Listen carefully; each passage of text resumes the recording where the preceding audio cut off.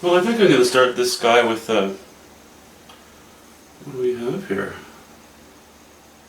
It's a number 10 round brush, and I'm going to be dipping into some linseed oil as well. So we'll see how that goes.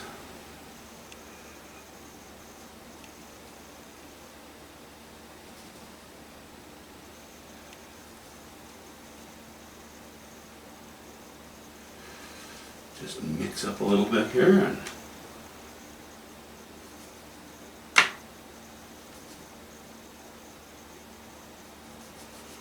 raw umber, yellow ochre, and white.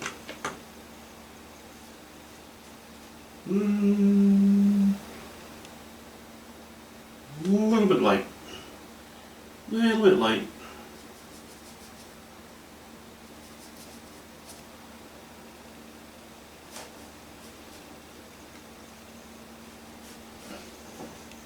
You know, I've given workshops in the past where I've said to people, you know, it's really beneficial if you hold your brush like this. And in many ways it is, in a lot of areas it is, but it's very, it's very specific to the person. So I might have made a mistake in pushing that, but, you know, and right now it's okay. But myself, in recent years, I have started holding it more like a pen.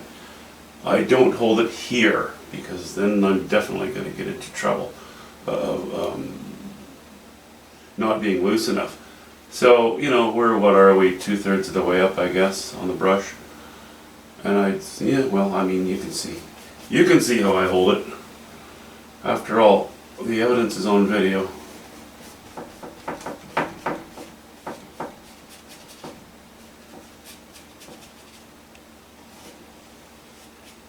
Okay.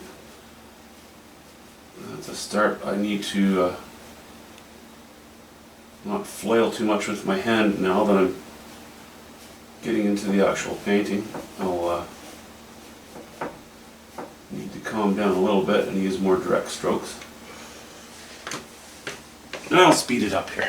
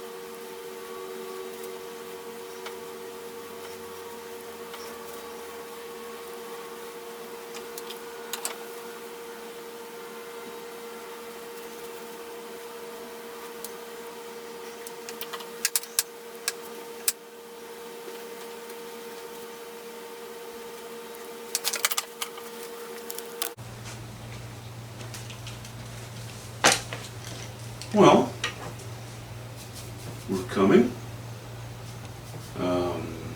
Just going to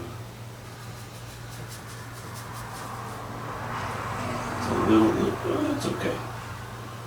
Got a bit of white paint or light paint in there. I didn't really want that. But you can sort of see, you know, I'm painting the sky a little more carefully than I washed it in. And after I have the sky covered,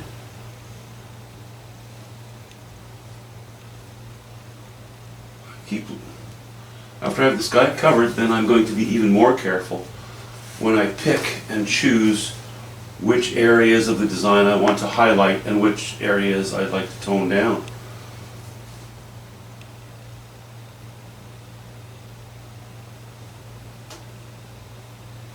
I haven't painted right along the fence. I'm not going to waste my time cutting in there all over the place neatly until I have a better idea exactly what's going on. I've cut in around this cabin or this shed, but not too fussily yet.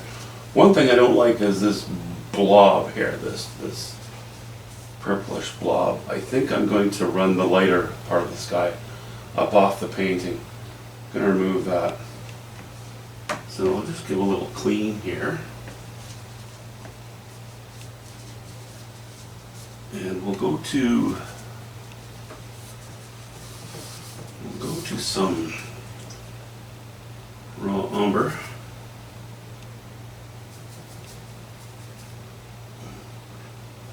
And white, little yellow ochre in there as well.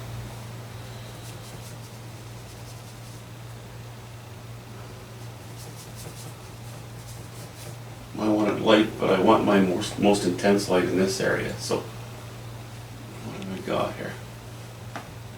Okay, that matched up reasonably.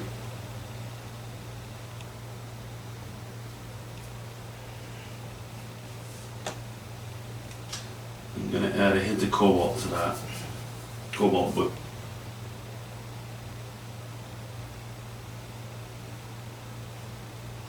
I want it light, but I kind of like to have it dying down a little bit as we get to the edge. Or as we get towards the top, the edge, the side, you know what I mean.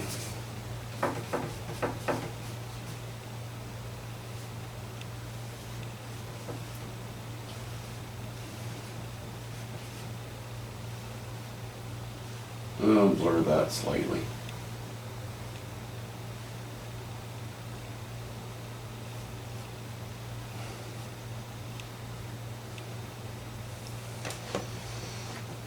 Okay.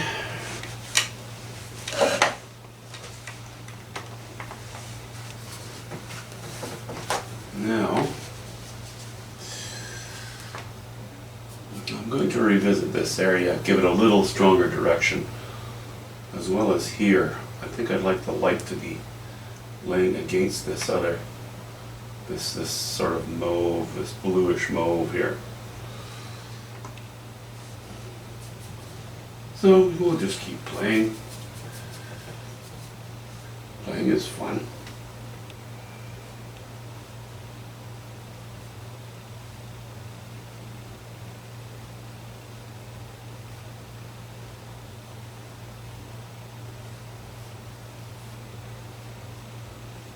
Okay, that's a bit cold. And not quite what I want.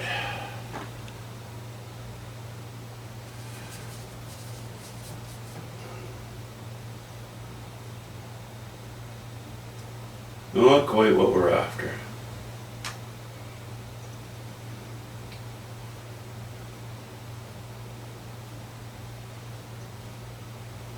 I've gone with a little bit of ultramarine blue and yellow ochre in addition to raw umber and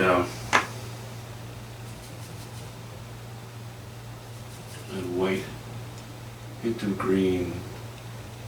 ish.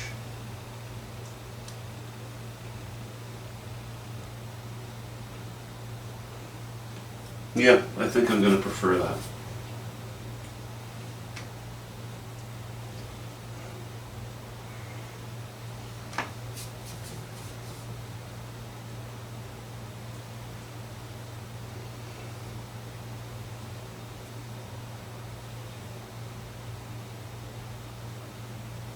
Oh, picking up some garbage there.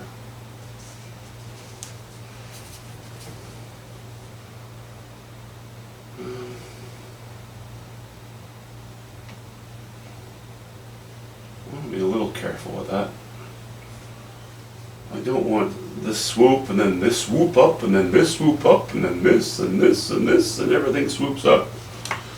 It's okay if it does, as long as there's a little bit of variety in its swoopiness.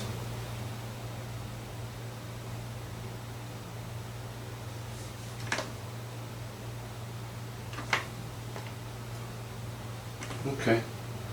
Yeah, we're heading in the right direction. No, it really... Okay, I've gone a bit thick here. Sorry, I could never complete a sentence because as I'm talking, I see some other things that I want to play with. See, just pulling off the excess. Not that I plan on letting it dry completely before I go back into it, but it is going to have to set now for a while.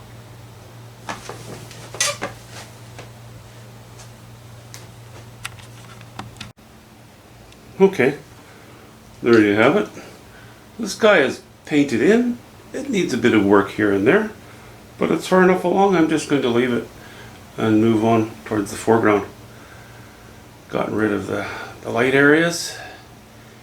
I think everything I need is there for me to begin painting on that shed and on the fence. That's it for now though, because I have a lot of wet paint and turpentine on there that I want to dry before I go over it. Talk to you soon. Bye-bye.